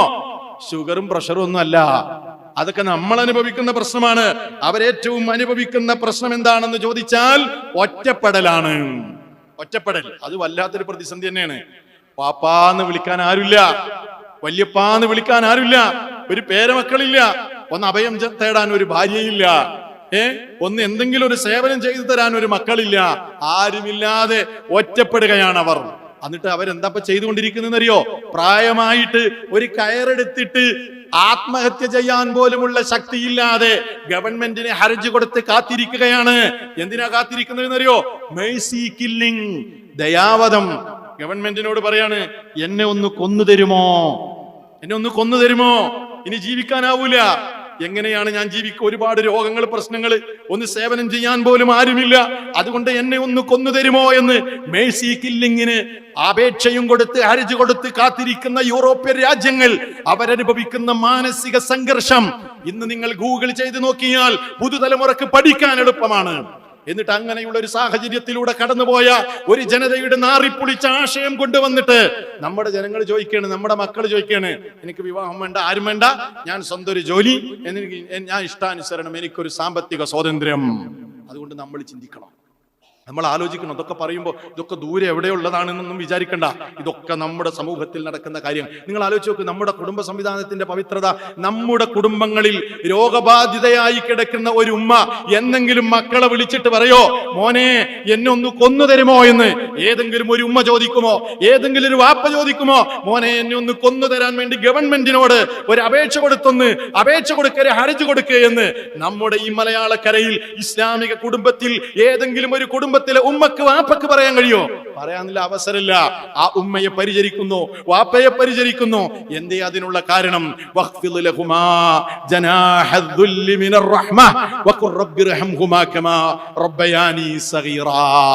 ഖുർആനിലെ വചനമാണത്. ഇതുള്ളിടത്തോളം കാലം ആ കുടുംബത്തിൽ ആ സമാധാനം വാപ്പാക്കും ഉമ്മാക്കുണ്ടാവും, വല്യമ്മക്കുണ്ടാകും, അവിടെ മക്കൾക്കുണ്ടാകും, അവിടെ ശാന്തി കളിയാടും, അവിടെ സമാധാനം കളിയാടും. ഈ ഒരു സംവിധാനത്തെ തകർക്കാനാണ് ഒളിഞ്ഞും തെളിഞ്ഞും സോഷ്യൽ മീഡിയയിലൂടെ മീഡിയകൾ ഉപയോഗപ്പെടുത്തി കുടുംബ സംവിധാനത്തിന്റെ ആണിക്കല്ലിളക്കാൻ വേണ്ടി തെറ്റായ ചിന്താഗതികളും ലിബറലിസവും ഒക്കെ നമ്മുടെ മക്കളിൽ കുത്തിവെച്ചുകൊണ്ട് പുതുതലമുറയെ നശിപ്പിക്കാൻ വേണ്ടി ശത്രുക്കൾ കാത്തിരിക്കുന്നുണ്ടെന്ന് നമ്മളെല്ലാവരും മനസ്സിലാക്കണം. നമ്മുടെ കുടുംബത്തെ തകർക്കാനാണ്. ഈ ഒരു ഇസ്ലാമിക അന്തരീക്ഷത്തിൽ ജീവിക്കുന്ന കുടുംബങ്ങൾ നോക്ക്. നിങ്ങൾ സൗദി അറേബ്യ നിങ്ങൾ നോക്ക്, ഇസ്ലാമിക കുടുംബ പരിസരത്താണ് അവർ ജീവിച്ചുകൊണ്ടിരിക്കുന്നത്. ആത്മഹത്യ ഉണ്ടോ? ആത്മഹത്യയുടെ എണ്ണം വളരെ കുറവല്ലേ? വളരെ കുറവല്ലേ? അവിടെ ഒരു വാപ്പാക്കോ ഒരു ഉമ്മാക്കോ ഒരു സഹോദരനോ ഒരു ഭാര്യക്കോ ആത്മഹത്യ ചെയ്യേണ്ട ആവശ്യമില്ല. ഇസ്ലാമികമായ സംവിധാനം ഉണ്ട് അവിടെ. അവിടെ കേസ് കൊടുക്കുന്നത് എന്തിനാ? മുമ്പ് ഞാൻ പറഞ്ഞിരുന്നു എന്റെ ഒരു സംസാരത്തില്, ജ്യേഷ്ഠാനുജന്മാര് തമ്മിൽ തർക്ക. എന്തിനാ തർക്കം എന്നറിയോ? സ്വത്ത് തർക്കല്ല. കോടതിയിൽ ചെല്ലുക, റിയാദിലെ കോടതിയിൽ ചെന്നിട്ട് അവിടെ ജഡ്ജിക്ക് പരാതി കൊടുക്കുകയാണ്. എന്താ പരാതി എന്നറിയോ?